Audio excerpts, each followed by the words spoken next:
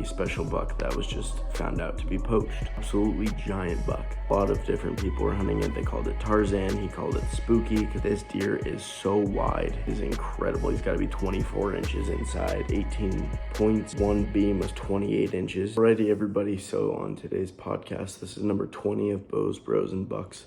It's been a while since we've done a podcast. I did a recap one not too long ago. It was a couple months ago from last season. I think it was like 6 months ago.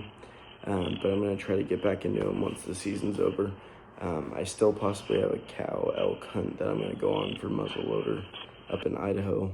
And then I have 2 tags for mass to go do when I go home for Christmas. Probably only fill one of those if I can with a muzzleloader, so gonna try to do that.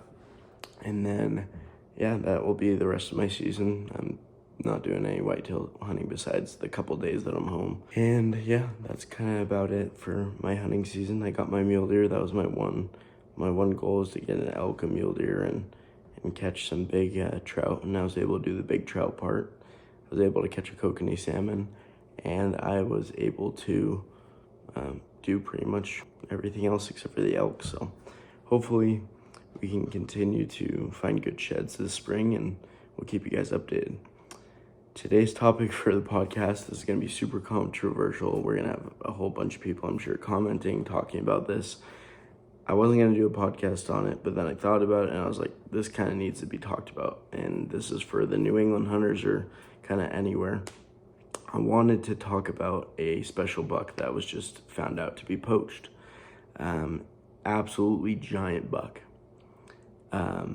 Pat from Hunt Suburbia had some trail camera footage of it. A lot of different people were hunting it. They called it Tarzan, he called it Spooky, because it was kind of like a Halloween, just like looked like crazy. The deer, as far as a score, you can see, I'll put up the photos, but this deer is so wide, it is incredible. He's got to be 24 inches inside. The buck's frame is amazing. He's got long G2s. He's got kickers, stickers. They said the Mass Fish and Game and Wildlife, after seizing the deer, said he had 18 points. Whether those are all scoreable, it doesn't really matter, but they said 18 points. Buck of a lifetime for Massachusetts and New England for anyone. The deer's one beam was 28 inches, and the other one was at 26 and some change, from what I'm hearing from sources. Don't know a final score. It's definitely a booner. That's all I know. So definitely a buck of a lifetime. But what's crazy about the story is kind of some of the things that unfolded hearing about it, and some people also comparing it to the Mitch Rompala buck. If people don't know that story, the Mitch Rompala buck was a buck taken by Mitch in Michigan. And this buck was very controversial because people thought that he faked and staged the antlers and then faked a recovery with a video. He had killed a state record when he was a kid, and then he had killed a bunch of other bucks that had like 25-inch inside spreads that were unheard of for Traverse City, where he was from in Michigan at the time, and basically breaking records and being in like the top 5 for the last 80 years for any equipment, and he was just using archery. So going off of the Mitch Rompala buck, the reason why some people said it's fake and all that is because it was going to break the world record for the largest typical whitetail in the world. The buck's beams went straight out its head. It looked really funky, so people said that's not naturally how it comes off the head, but due to that, it made it almost 3 or over 3 feet wide. Just about, so over 3 feet, which is unheard of for a whitetail. And to have the amount of time length that it did as well is incredible, if it's real. And that buck was over 200, but Mitch decided not to put in the books for many reasons, bullying of his kids, to people saying that, he didn't want to get it x-rayed. There's a lot of different arguments. I think some of them are true, some of them are not. It didn't burn down in a fire like everybody says. That's a huge rumor. It did not happen. People have knocked on his door and seen that the house was not burned down from that small of a fire. There's people that were saying that Milo Hansen, the record holder, that they had threatened him with lawsuits. I do believe all of that because people haven't really rejected that from the standpoint. But I think it's still interesting, the dynamic of hunting is a money game for some people, especially when you get into those giant bucks, and people do anything to keep their records at some point. One of the things that I do think is a strong argument of why it is a little sketchy, the story, is Mitch had a history with a couple different people holding a shed that he showed at a Michigan deer expo. He took a couple of people in the back room, like one of my good friends, John Eberhart, and a couple other people, and had them check the antlers. One scored from the Michigan club, the CBM or whatever it's called, held the shed. He said, "Yep, it's fresh. It looked real. I've held a bunch of sheds. It looks real." It was like a 90-inch antler. And then 3 other people, Dick Idle, so Cody Idle's dad, who's one of the biggest antler collectors to ever live on the planet, John Eberhart, and then there's another guy that I can't remember his name. Is like starts with a G. All of them were well-known hunters, collectors, not extremely biased. John has his opinions, but I believe him in this standpoint that it was very weather checked. It was not a fresh shed, and that it was made purely, or it was basically an old antler that he recolored and tried to say like, oh, it was 2 days old and I just found it and it could be a new world record, setting the stage for the one that he ended up killing the previous year or 2 years later, whatever the case was. He made up stories that he missed the buck previous. There's kind of some crazy things that people say that hunted this 6 square mile piece that nobody else hunted, and he would go into, people would follow him to try to get to his hunting places. So he would go to like restaurants or like the local diner. He would order coffee and like a donut and then walk out the back and then have a buddy pick him up, and then he would leave and they would drop him off at his hunting locations. It was said that he would fertilize acorn trees on the public land, in that way that they would have a better acorn production, more sweet, different things like that. He obviously knows his stuff about deer. Here's my take. I think either the deer's real and all the other ones that he got were to justify it, to say like, hey, I'm a good hunter, and to try to make up that story of like, oh, I'm a good hunter and I want you guys to believe that one big buck that I did, so I'm going to go out and fake all these other ones. That's one theory. My other theory is it's a load of crap and the whole thing's fake. He never killed that big buck. He took a buck and put the antlers on it, sewed them back on, recolored them. Because the video, they don't really look real. The way the beading works, I've scored a lot of deer and I've held a lot of deer, and those antlers, just the coloring did not look normal. And it almost looked like the putty of the tines, like it looked like it was remade and recolored. And with that, I believe since he killed that state record when he was really young, a lot of hunters, when they kill big deer when they're young, they lose that passion, or people only remember them for that one big deer. And it leads a lot of people, in my opinion, to poach, because they'll never get that same satisfaction that they did killing the big one if they don't do it the right way. And they're going to try to keep beating that and beating that and beating that in a competition of themselves, in a pride cycle and an ego. So for me, I think he killed that big buck as a kid and then was trying to beat it and trying to prove that he was a good hunter, which he probably was, but I just don't believe personally that the deer was real. I want it to, and I think that it would be super cool because I've heard a lot of like stories of why it could be. But from people that held it, they immediately said like it's not real. Besides the 3 scorers that did hold it, they were like, hey, I believe it's real. A fish and game officer, before it was even skinned, said it was real.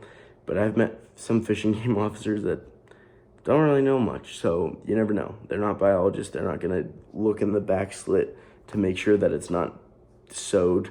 Mitch did his own taxidermy. That's another thing people need to understand. It's not like he wasn't well-versed in antler restoration and taxidermy. Like, that's what Mitch did, besides owning a little rental complex. So, like, as a manager. So it's kind of funny, like, thinking about all that, but I also understand the financial side of it, like getting thrown under the bus and all that pressure from people. And he wanted to put it out there, but then kind of once everybody started attacking him personally and knocking on your door, all that stuff. We saw it with the CJ Alexander buck recently killed. We found out that that one was poached. And everybody was like, no, it's not, because we want the underdog to win, which I was on the same stance. I wanted it to be true too. I don't like how people use the distance of the 10 miles thing, because that's BS. We have deer. I've seen deer go 16 miles and people have killed the same deer. So that's a load of crap to me. A deer can travel far distances. They've collared deer in New England and other places that have traveled 50 miles. And once a deer's 3 years old, like they can, anytime before then or after then, they can move home ranges. Once they find a good place in the rut, they could stay there. Like it's just, there's a whole lot of different dynamics of why a deer will move. Anyways, getting back to Spooky or Tarzan, you want to call this buck. This buck is absolutely extraordinary. So 28-inch beams, 26-inch beams, whatever the case, this deer was incredible. The reason why they say it's poached was a couple different, I'm being unbiased, there's a couple different people. It sounds like we're talking, and someone reported this person. I've hunted this town before. It's not too far from my house, so I grew up driving there like all the time, and it's probably 15 to 30 minutes from most of my hunting spots. I haven't hunted the town very much just because I hadn't found anything that I was interested in shooting, but being away this year, I haven't had any trail camera data. I haven't hunted that town. I hunt a couple of the towns surrounding that town pretty heavily. But as most of you guys know, I travel quite a bit for whitetails when it comes to Massachusetts. I have spots kind of all over of where I've found sheds and where I can find big bucks, because I find that some spots just have huge deer year after year, but some spots is like there's like 1 or 2 big ones per town, and then I just try to find those and go from there. Anyways, so this buck, people said that he was too close to other people's homes, which, if you don't know, the rule in Massachusetts is unless you have permission and you're far enough away from all the permission homes that you have to be 500 feet from a living and dwelling. Problem with that is there's 2 stories I've heard. One, that he was very close to homes. The other thing I heard was he was 90 feet away from 500 feet. So he's 410 feet away from a home that obviously didn't have permission to be, or 5 different homes. And he was cutting that very legal line of trying to be the legal distance, which some people don't want to bother with that. They don't want the hustle and bustle around them. And for me, unless I have permission from people, I have an anxiety attack. I don't really love it, but I understand why some people like it. It can be exciting because the deer are a little bit bigger sometimes, but they're hard to hunt because you can't control it. They get hit by cars. There's other hunters. There's poachers. There's people feeding them in their yards, trying to take them away so other hunters can't get to them. But the difference is age structure.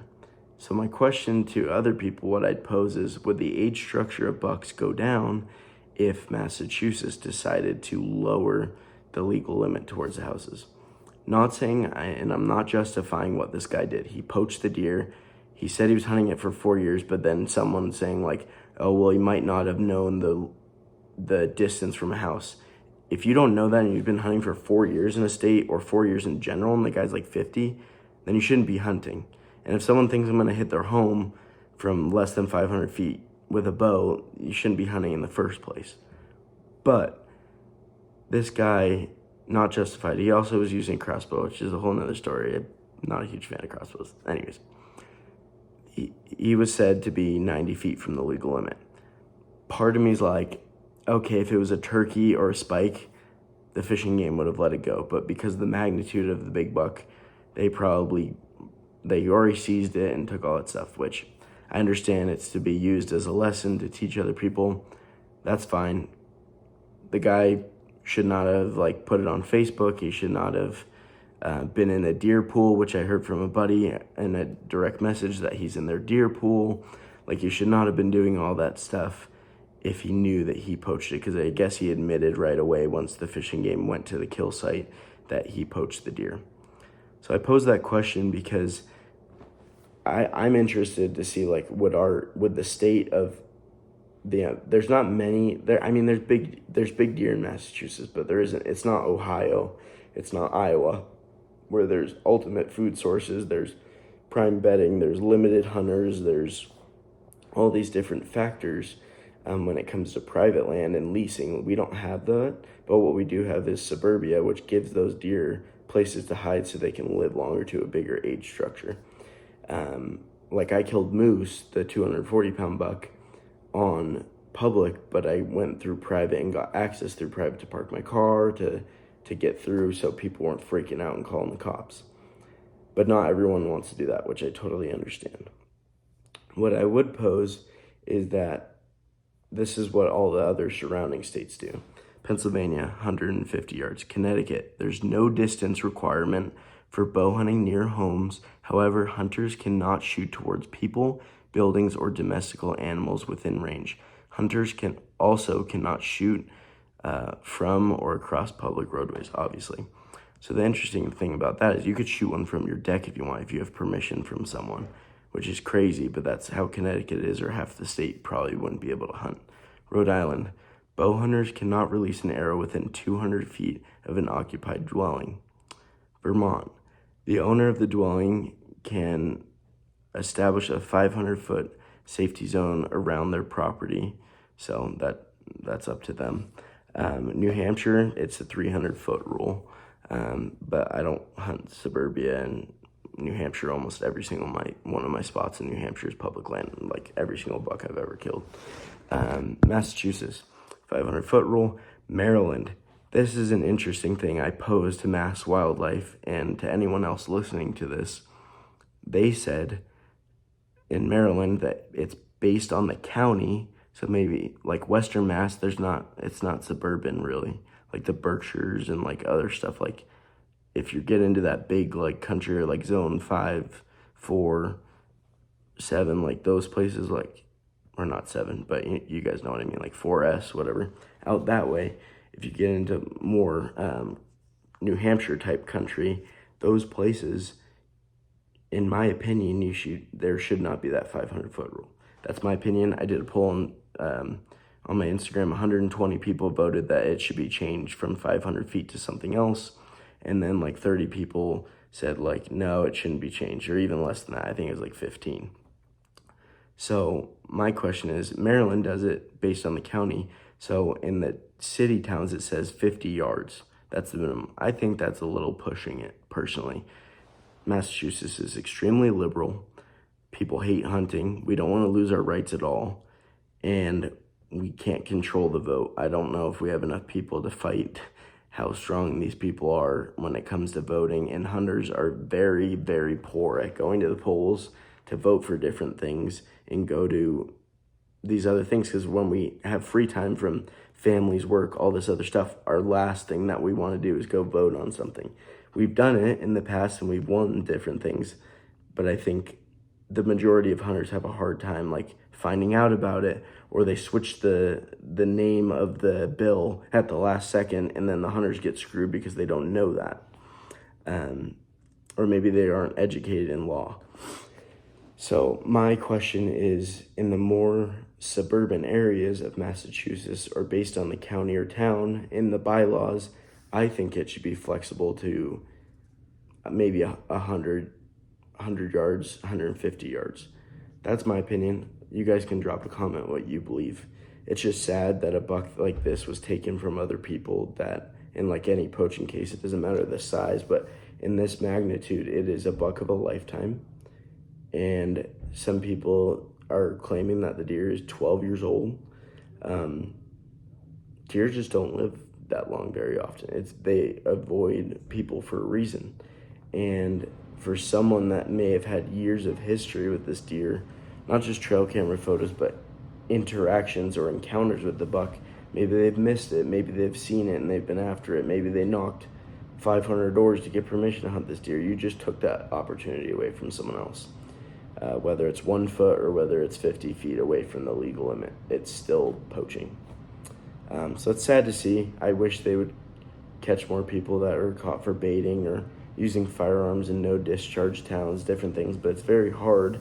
Ty Forbes has explained this to me when I reported a poacher to fishing game. He said it's not, police work isn't like that, where you can just like, okay, here's the person, here's what they did.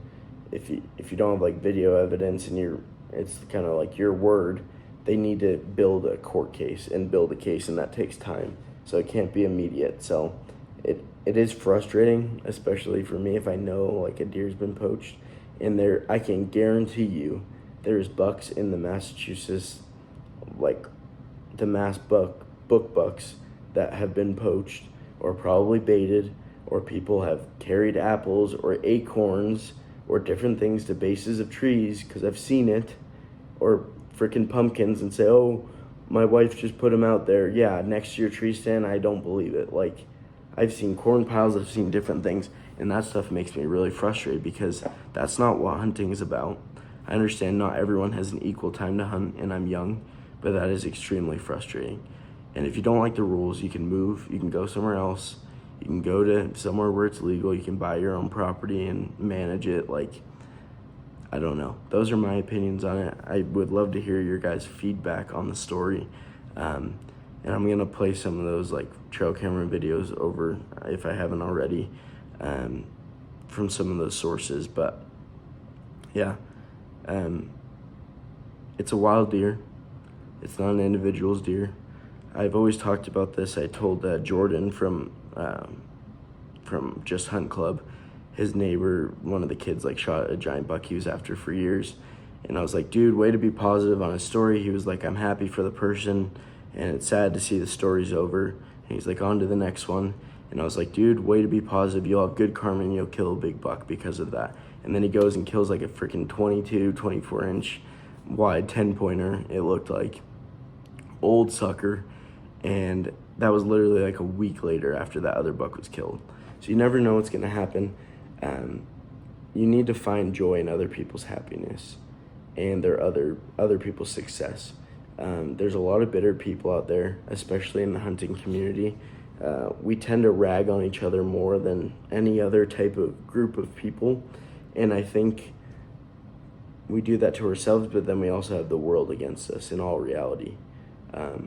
You can say people want to take away our guns, our hunting rights, and that is true. They don't want us to be self-reliant. They don't want us to do something that they feel like is morally wrong, but then they're okay with kill shelters and all this other stuff.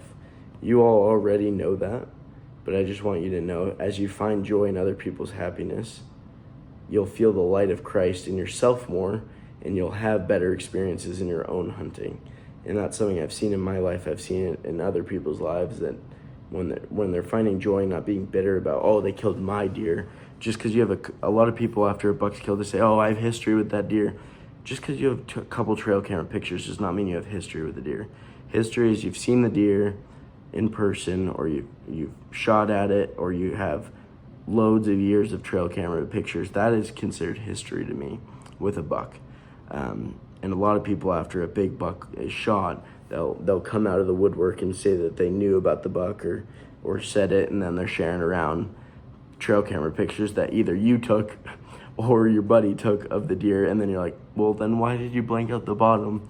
Why was it cropped? Oh, because it wasn't your camera, and it says Connor's camera underneath it, or Kyle's, or KBB, or whatever. So it's kind of funny. But yeah, it's an interesting thing, and I'm excited to go home to New Hampshire, go down to Mass and hunt a little bit. But yeah, I just wanted to give you guys an update, and just thought this story was crazy.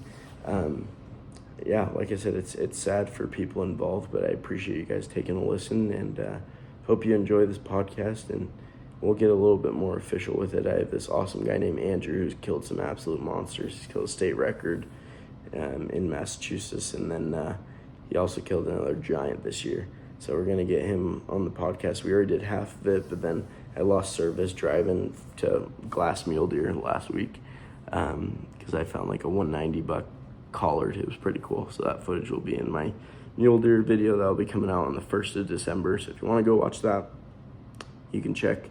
It'll be in premiere for my YouTube channel. So hope you guys have a good rest of your week, and take care.